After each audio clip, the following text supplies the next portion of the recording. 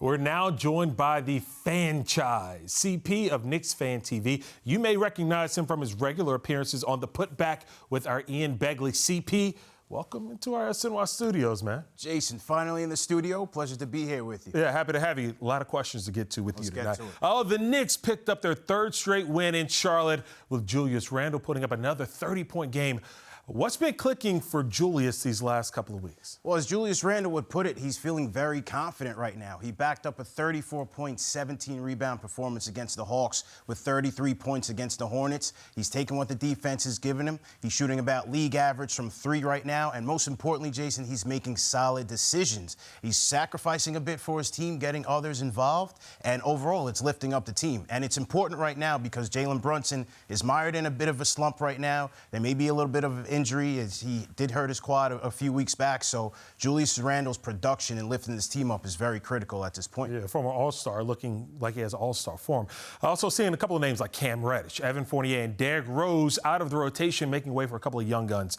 Quentin Grimes and Deuce McBride. What have you seen from these second-year players?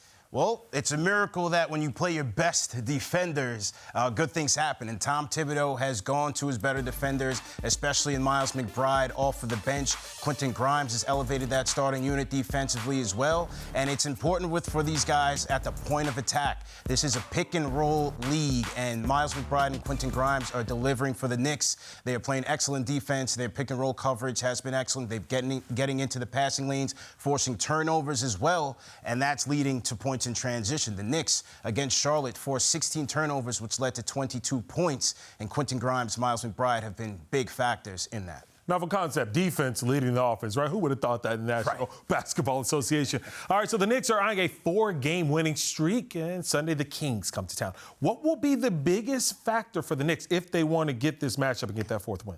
Well, this is going to be the big test for this Knicks defense. The Sacramento Kings coming in with the league's second-best scoring offense. The new head coach, Mike Brown, who's been given credit for turning that culture around, he's been a defensive guy, but the Sacramento Kings offense has been high-powered. They have a lot of shooters on that team between Kevin Huerter, obviously De'Aaron Fox, who is nursing a foot injury. We'll see if he plays. They run a lot of their offense through Domantas Sabonis. So they're also in the top 10 in passing and assists as well. Malik Monk is having 6th man of the year type of year. So the Kings have a high-octane offense. The Knicks defense is going to be tested. They're going to have to force the Kings to make some questionable decisions and questionable shots on the perimeter and make sure that the three-point defense is disciplined. Okay, so there's a name Knicks fans say quite often.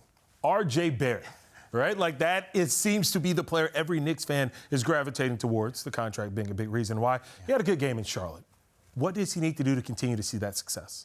For R.J., it's continue to stay aggressive. You know, for R.J., he wants to push the pace. He wants to attack the basket, and that is his strength. But he also needs to remember that he needs to find his teammates to make his teammates better. We're looking for R.J. Barrett to be a better playmaker out there. Head coach Tom Thibodeau always talks about making winning plays when your shots aren't falling. And for R.J. Barrett, we know that he's not always going to be an efficient player, but if he's rebounding the ball well, if he's defending his position, which on the wing is very crucial, and if he's making his teammates better, he'll be able to be a positive impact on this team.